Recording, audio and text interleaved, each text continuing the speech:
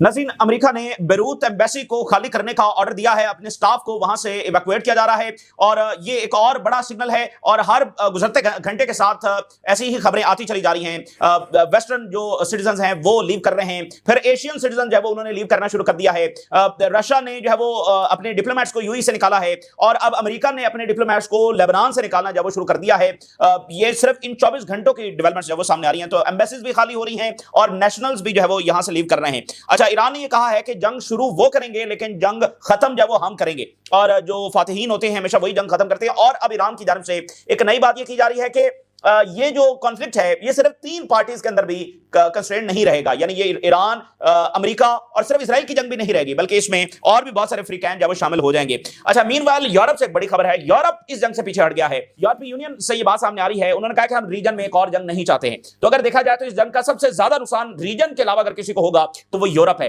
Energy prices ऊपर जाएंगी, energy का फ्लो उनके लिए बंद होगा, सप्लाई बंद होगी। और दूसरा यह है कि यहां से रेफ्यूजीज जो हैं वो यूरोप ही की तरफ जाएंगे, तो इसलिए यूरोप का तो इस जंग में कोई फायदा नहीं है। तो अब यूरोपियंस ये कह रहे हैं कि हम रीजन में एक और जंग नहीं चाहते। इस वक्त यूरोप के एक तरफ यूक्रेन की जंग जारी है और ईस्ट में उनके जब वो यानी कि मिडिल ईस्ट में एक रीजनल वॉर छिड़ जाएगी। तो यूरोप की एक तरफ भी जंग होगी और दूसरी तरफ भी जंग होगी, जो यूरोप के लिए बिल्कुल फायदेमंद नहीं है एक ऐसे टाइम पर जब उनकी इकोनॉमीज बहुत ज्यादा मुश्किलात का शिकार हैं और माइग्रेशन की वजह से जो फार राइट का फिनोमेना है वो यूरोप के अंदर ऊपर जा रहा है। तो ये जो मौजूदा गवर्नमेंट्स इस वक्त बैठी हुई हैं इनको भी बड़े खतरात हैं, क्योंकि इलेक्शंस होने, मिसाल के तौर पे 2027 में इलेक्शंस होने हैं जहां पर फार राइट पॉपुलर है, तो मैक्रोन जब उसमें शिकस्त भी खा सकते हैं। मैक्रोन जो है इस वक्त lowest level of its popularity है। जर्मन चांसलर का यही हाल है और अभी जो बर्तानिया के प्राइम मिनिस्टर काफी पॉपुलैरिटी के साथ आए हैं उनकी पॉपुलैरिटी भी जो है नीचे जा रही है। इसी दरमियान ओआईसी वर्ल्ड के अंदर एक और कोल्ड वॉर जो है हम देख रहे हैं, जो सऊदी अरेबिया और यूएई की एक कोल्ड वॉर है वो अब बाकी मुल्कों के अंदर किस तरह से फैल रही है, उनको किस तरह से असरअंदाज कर रही है, इसको भी हम जब डिस्कस करेंगे। और पाकिस्तान के खिलाफ कतर जो है वो एक तनाज़ा जब सामने आ रहा है, ये सारा उस कोल्ड वॉर का हिस्सा है, ये भी आपके साथ शेयर करेंगे। सबसे पहले कैमला हैरिस के हवाले से देखिए, सीनियर जो डेमोक्रेट ऑफिशियल्स हैं उन्होंने ये कहा है कि कैमला हैरिस इसलिए इलेक्शंस हारी क्योंकि जो बाइडेन की पॉलिसी थी टुवर्ड्स गाजा, जो इजराइल की उसने मुसलसल सपोर्ट जारी रखी बावजूद इसके कि वहां पर एक जेनोसाइड हो रही थी, तो ये वो चीज थी जिसकी वजह से कैमला हैरिस हारी। यानी ये बहुत अनबिलीवेबल चीज है और ये वो डेमोक्रेटिक ऑफिशियल्स हैं जो उस इलेक्शन कैंपेन का हिस्सा रहे और पार्टी का जो सीक्रेट एनालिसिस है यानी जो 2024 के इलेक्शन का वो कर रहे थे, ये वो डेमोक्रेटिक ऑफिशियल्स हैं। तो सबसे यानी जो बड़ा इशू रहा, इकोनॉमी नहीं था, डोमेस्टिक इश्यूज नहीं था, बाकी सबसे बड़ा इशू गजा था जिसकी वजह से जब वो कैमला हैरिस जब वो उनको शिकस्त हुई है। तो इसका मतलब क्या है? इसका मतलब यह है कि ट्रंप को जो वोट पड़ा है उसमें एक बड़ा हिस्सा जो है वो एंटी इजराइल वोट भी है, जो इजरायली जंगे हैं उसके खिलाफ, यानी प्रो गाजा वोट जो है वो ट्रंप को पड़ा है। चूंकि बाइडेन तो बरसर इख्तियार था ना, और बाइडेन ही की वजह से ये सारी सपोर्ट थी और गजा में जो कुछ हो रहा है, ट्रंप उस वक्त ये कह रहा था कि मैं सीजफायर करवाऊंगा, तो इसलिए वो जो सारा वोट था वो ट्रंप को पड़ा। लेकिन ट्रंप ने आकर ना सिर्फ उस सपोर्ट को जारी रखा बल्कि वो तो 4 कदम और भी आगे बढ़ गया। तो देखिए ये बात बड़ी इंपॉर्टेंट है, कैमला हैरिस जब वो दोबारा इलेक्शन की तैयारी कर रही, अगला जो कैंडिडेट होगा, अभी डेमोक्रेट्स का डिसाइड नहीं हुआ, तो कैमला हैरिस जब वो इंटेंशन रखती हैं दोबारा से इलेक्शन लड़ने की। तो अमेरिका के अंदर इकोनॉमिक इश्यूज से लेकर ट्रंप के वो वादे जो वो इलेक्शन की वजह से करके आए थे और ये इजराइल वाला मामला, ठीक है ना, तो ये वहीं का वहीं मौजूद है। और ट्रंप मिड टर्म इलेक्शन भी हार सकता है और जो आगे जनरल इलेक्शन 2028 में होगा, अच्छा ट्रंप ये चाहता है कि वो तीसरी बार भी इलेक्शन लड़े, लेकिन अगर नहीं भी लड़ सकता तो मार्को रूबियो या जेडी वैंस, उनको ट्रंप आगे लाने का इरादा रखता है। जेडी वैंस या होगा या फिर मार्को रूबियो होगा। तो ये इलेक्शन अगला जीत नहीं सकेंगे, ये बात तय है। डोमेस्टिक इश्यूज, इकोनॉमी और फिर गजा वाला मामला, तो तीनों में ट्रंप जब वो फेल है, तो ये यानी जो अमेरिकन पॉलिटिक्स है उसका जाहिर है कि बहुत बड़ा किरदार है पूरी दुनिया में होने वाले वाकयात और मिडिल ईस्ट के अंदर जब होने वाले वाकयात। अच्छा, अब लेबनान के हवाले से क्या खबरें सामने आ रही हैं? अमेरिका ने वहां से अपना जो स्टाफ है बेरूत एम्बेसी से वो निकाल दिया है due to Iran tensions. US embassy scales back Beirut staff amid fears over regional flare up. Turkish media, पूरा रीजन जंग के अंदर जा रहा है। ये अमेरिका ने कंट्रीब्यूट किया है रीजन में कि पहले एक एक मुल्क को तबाह किया एंड अब वो जो है वो पूरी रीजनल वॉर छेड़ रहा है, तो एक पूरी रीजनल वॉर छेड़ रहा है। ये अमेरिका का कंट्रीब्यूशन है टुवर्ड द रीजन। और इससे पहले बर्तानिया इस रीजन से इसी वजह से आउट हुआ है, ड्यू टू मुसलसल वायलेंस, ड्यू टू मुसलसल वॉर्स। और अब ये अमेरिका, आप देखें मुसलसल जंगे, ये इसका कंट्रीब्यूशन है टू द रीजन। पहले वो कहते थे ये गल्फ को हम प्रोटेक्ट कर रहे हैं, अब वो गल्फ के अंदर भी जंगे ले आए हैं। अभी ये जो जंग होने जा रही है ये गल्फ के अंदर भी फैल सकती है, तो अब पूरा रीजन फ्लेयर अप जब होने जा रहा है। So US orders non emergency personnel to evacuate from embassy in Beirut. तो ये काफी गैर मामूली बात है और लेबनीज मीडिया भी इसको रिपोर्ट कर रहा है। बेरूत इंटरनेशनल एयरपोर्ट से निकाला जा रहा है as a precautionary measure in light of anticipated regional developments. ये सारी तैयारियां है ना कि वो एक ऐसी जंग जो अनकंट्रोलेबल हो सकती है, उस तनाजुर में ये सारी तैयारियां जब की जाए। अच्छा, अब एक और बात है, चूंकि लेबनान भी इस जंग में होगा, हिजबुल्लाह भी इस जंग में होगी, जो अमेरिकी एयरक्राफ्ट कैरियर है वो इजरायली साइलों पर खड़ा होगा रिपोर्टेडली, तो वहां पर खड़े होकर वो एक तो ये काम कर रहा होगा जो ईरान से अटैक्स होंगे उसको वो इंटरसेप्ट कर रहा होगा, लेकिन दूसरी तरफ अटैक हिजबुल्लाह से भी तो होना है ना, और हिजबुल्लाह मेडिटेरियन सी में भी हिट कर सकती है। सो यहां से अमेरिका भी माइट भी हिजबुल्लाह के टारगेट्स के ऊपर हिट कर रहा हो, ये भी पॉसिबिलिटी है, कुछ भी यहां पर हो सकता है। तो अमेरिका यहां से हिजबुल्लाह के टारगेट्स पर भी हिट कर रहा हो, तो लेबनान भी इस जंग का हिस्सा होगा। अच्छा, इस पर मजीद डेवलपमेंट ये देखिए कि लेबनीज गवर्नमेंट ने हिजबुल्लाह को खबरदार किया है कि तुमने इजराइल पर अटैक नहीं करना। ये लेबनीज गवर्नमेंट जो है ये हकीकत से बहुत दूर है, और कितना टाइम गुजर गया है कि इजराइल मुसलसल बमबारी कर रहा है, और जब भी बॉम्बिंग होती है लेबनीज में शहीद होते हैं, जख्मी होते हैं, लेबनीज गवर्नमेंट जो है वो हिजबुल्लाह ही को कसूरवार ठहराती है। ये अजब दुनिया की गवर्नमेंट है। तो लेबनीज गवर्नमेंट ने हिजबुल्लाह को कहा है कि तुमने इजराइल पर अटैक नहीं करना, तो हिजबुल्लाह तो करेगी। और जरा टाइम्स ऑफ इजराइल को देखिए, Hezbollah is preparing for war with Israel if US strikes Iran, Israel moves to contain Hezbollah before Iran clash. अच्छा, ये इजराइल जो इस वक्त बॉम्बिंग भी कर रहा है लेबनान के ऊपर, हिजबुल्लाह के ऊपर, तो इजराइल को इसका पूरा पूरा यकीन है कि हिजबुल्लाह भी इस जंग का जो हिस्सा होगी। और उधर से अंसारुल्लाह, आप देखें कब से अंसारुल्लाह जो खामोश बैठा हुआ है, और वो टेस्ट के ऊपर टेस्ट कर रहा है, मिसाइल के ऊपर मिसाइल बना रहा है, टेस्ट कर रहा है, तो वो खामोश बैठे हुए हैं और इस सारी सूरत हाल को देख रहे हैं। हालांकि यमन के अंदर भी एक जंग छिड़ी है, उसमें भी वो खामोश थे, वो इस बड़ी जंग की जब तैयारी कर रहे हैं।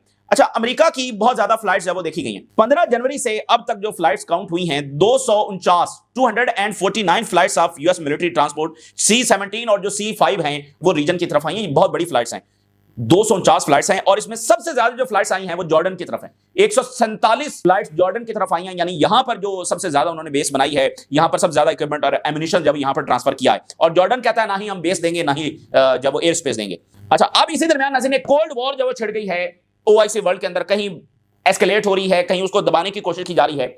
जो इशू है of Saudi Arabia and UAE, ये दो मुल्कों का इशू नहीं है।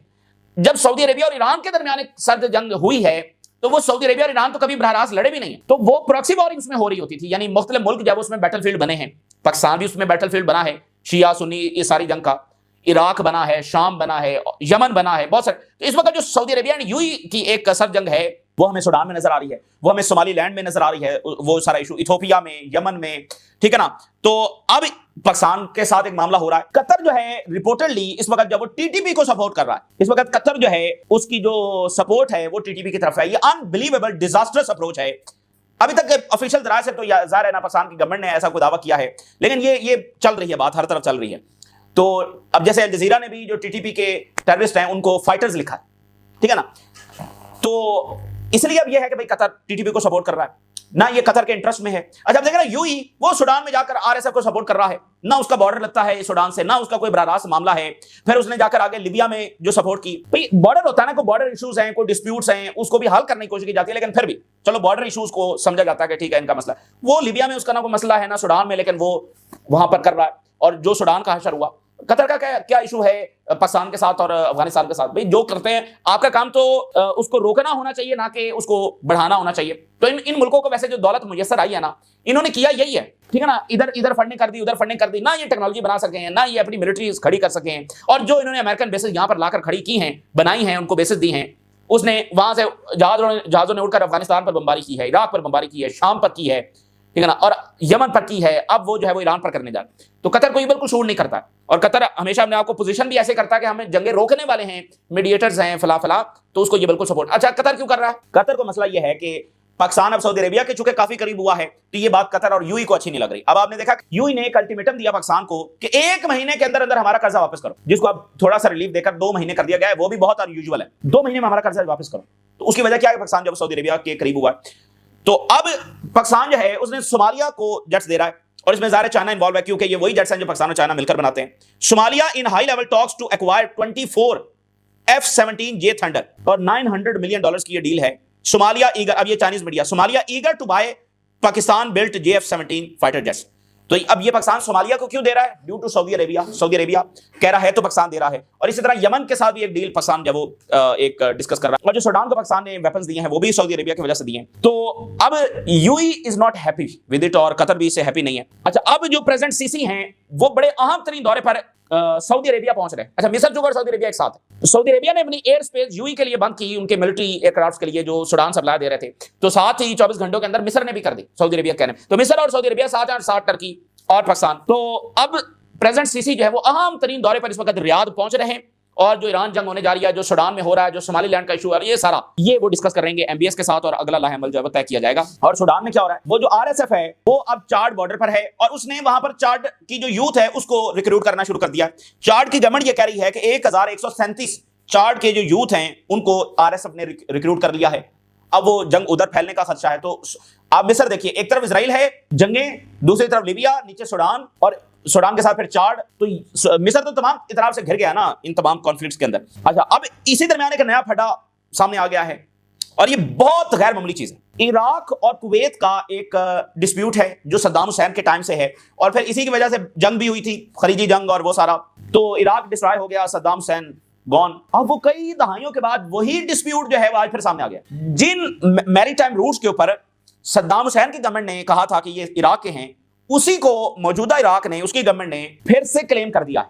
अच्छा, ये बहुत इंपॉर्टेंट स्टडी केस है कि एक इशू इतना पुराना और दहाइयों पहले और उस इराक को तबाह भी कर दिया गया और उस गवर्नमेंट का तबाह बर्बाद सद्दाम हुसैन जाहिर है उसके साथ जो हुआ, लेकिन वो इशू खत्म नहीं हुआ। ये बड़ा अहम तरीन स्टडी केस है और ईरान के मामले में भी इसको अगर आप अप्लाई करें तो ईरान में अगर कोई नई गवर्नमेंट भी आ जाएगी ना तो वो न्यूक्लियर प्रोग्राम को, मिसाइल प्रोग्राम को, इसको रोल बैक नहीं कर सकेगी। वाई? क्योंकि ये ईरान की गवर्नमेंट का नहीं है, ये ईरान का एज अ कंट्री, ईरान का एज अ स्टेट, ये उसका नेशनल इंटरेस्ट है।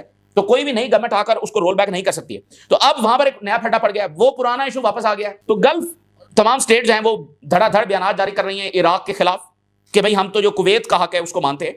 सो Gulf Arab countries back Kuwait in dispute with Iraq over their maritime border. UAE, Qatar और जॉर्डन, मिस्र, इन सब ने ये सारा कुवैत की सपोर्ट में बयान जारी किए हैं। अच्छा, अब ये बयान करने का मकसद इसलिए है कि ये वो इश्यूज हैं जो एग्जिस्ट कर रहे हैं। तो इजराइल और अमेरिका जब वो इन इश्यूज को एक्सप्लॉइट करने की जब वो कोशिश करेंगे, ये जो सर जंग जारी है तो इसको दबाने की भी कोशिश बाकायदा की जा रही है। कतर को ये बिल्कुल सूट नहीं करता कि वो टीटीपी को सपोर्ट करे। उससे जब वो क्या हासिल हो जाएगा, इस तरह की फंडिंग करके और एक खराब चीज को और ज्यादा बढ़ाकर, तो उससे कोई फायदा तो हासिल होना नहीं। तो खैर, अब जनाब अली, ईरान के हवाले से ये रिपोर्ट सामने आ रही है। इजरायली मीडिया ये कह रहा है कि जून की जंग के बाद से लेकर अभी तक ईरान ने 800 मजीद बैलिस्टिक मिसाइल्स बना लिए। Every month Iran 100 ballistic missiles बना रहा है और ये वो 800 बैलिस्टिक मिसाइल्स हैं जो इजराइल पहुंच सकते हैं अमेरिकी बेसिस पर हैवी डैमेज कर। अगर ये सिर्फ ईरान ने 800 बैलिस्टिक मिसाइल्स भी फायर कर दिए तो भी बड़ी तबाही आने वाली है और इनको रोकना बड़ा मुश्किल है। तो यानी उनके पास 3000 4000 हो सकते हैं, 800 तो उन्होंने मजीद जब वो बनाए हैं, ये कंफर्म है। और ईरान के चीफ ने ये कहा है कि जंग शुरू वो करेंगे लेकिन खत्म हम करेंगे। और ईरान के प्रेसिडेंट ये कह रहे हैं कि हम मुकम्मल तौर पर मॉनिटर कर रहे हैं जो अमेरिका की मूवमेंट्स हैं और पूरी तरह से तैयार हैं किसी भी सिनेरियो के लिए। और फिर ईरान ने ये कहा है कि ये जो हमारी जंग होने जा रही है इसका इंपैक्ट सिर्फ 2 या 3 फ्री कैन पर भी नहीं होगा, बल्कि ये उससे बहुत आगे जब चला जाएगा। और जो रिपब्लिकन्स के जो ओवरसीज यानी यूके में जो उनके नुमाइंदे हैं, उन्होंने कहा कि ये बहुत ही सरप्राइजिंग है कि ईरानियन गवर्नमेंट इतनी बहादुरी के साथ ट्रंप एडमिनिस्ट्रेशन को फेस कर रही है। वो ट्रंप जिसका एक ट्वीट पूरी गवर्नमेंट ले जाता है, उस ट्रंप एडमिनिस्ट्रेशन के सामने ईरानियंस जब इस बहादुरी के साथ खड़े हुए हैं, इस तरह से ट्रंप एडमिनिस्ट्रेशन को डील कर रहे हैं, तो ये हैरान कुन है। अच्छा, यूरोप सामने आ गया। यूरोप ने कहा कि हमें तो कोई जंग नहीं चाहिए रीजन में, हम तो पहले जंगों से घिरे हुए हैं, हम तो बिल्कुल इसको सपोर्ट नहीं करते। काजा कैलास जो कि European Union foreign policy chief है, यानी यूरोपियन यूनियन की नुमाइंदा आप उनको कह सकते हैं, we do not need another war in this region as we already have plenty of wars. और भाई ऑलरेडी जंगें ही तो चल रही हैं। अच्छा, ये यूरोपियंस को वैसे आज समझ आ रही है, ये यूरोपियंस की जो पॉलिसीज है ना, ये बहुत ही हैरान कुन है और तबाह कुन है for themself, self destructive policies. Ukraine की जंग में घुस गए, बिला वजह नुकसान हुआ। अच्छा, अब इजरायली जंगों में घुसे। मुअम्मर कज़ाफी ने जाते हुए 2010 में उन्होंने ये फ्रांस को कहा था कि अगर मैं फॉल कर गया, अगर लीबिया फॉल कर गया तो मुहाजिरीन के तूफान और सैलाब के लिए तैयार हो जाओ। ये लीबिया गेटवे होगा for the migration toward Europe. और आज वही कुछ हो रहा है। सीरिया को तबाह किया, लीबिया को किया, सिर्फ इजराइल के लिए, बदले में यूरोप का सत्यानाश हो गया। तो अब इनको समझ आ रही है, यानी आईआरजीसी को कर दिया जब टेररिस्ट डिक्लेयर, तो रास्ता तो इजराइल के लिए हम बाहर कर रहे हैं, ऊपर से शिपमेंट्स भी दे रहे हैं। अब कह रहे हैं कि हमें कोई जंग नहीं चाहिए। तो ये बहरहाल इस बात का तो सबूत है कि उनको पता है कि ये जंग उनके फायदे में नहीं है। So top European Union diplomat on Iran tensions, we do not need another war. Arab news ने भी इसको उठाया है। European Union foreign policy chief call for diplomatic solution in Iran. हम ईरान के रिजीम को पसंद नहीं करते, लेकिन हमें ईरान में डिप्लोमेटिक सोल्यूशन चाहिए। अच्छा, डिप्लोमेटिक सोल्यूशन कहां से आएगा? जब वो बैड फेथ में मुज़ाकरात करने हैं तो डिप्लोमेटिक सोल्यूशन जब वो कहां से आ जाएगा? ईरान के मामले में तो डिप्लोमेटिक सोल्यूशन सबसे आसान है।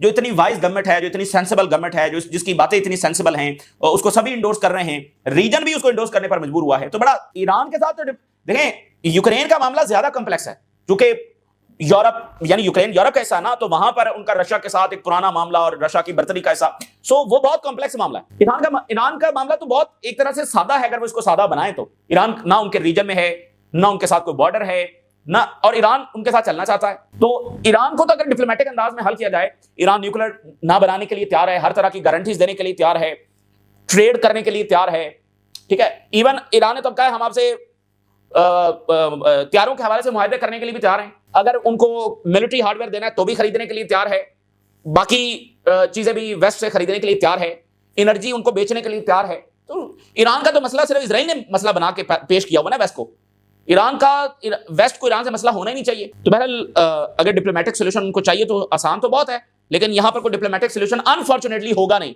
लेकिन आज के इनके बयान ने यह साबित कर दिया है कि यूरोप का मजीद सत्यानाश होगा। इसी को फिर चाइनीज मीडिया ने भी उठाया। यूरोपीय union foreign policy chief calls for diplomatic solution on Iran. France ने कहा है कि इजराइल का जो डिसीजन है रिगार्डिंग वेस्ट बैंक, ये फलस्तीनी रियासत के क़याम के खिलाफ है, यानी फलस्तीनी रियासत के क़याम को अंडरमाइन कर रहा है, तो इसमें कोई शक वाली बात है। अमेरिका ने पुर्तगाल को कहा है कि हमसे F-35 खरीदो।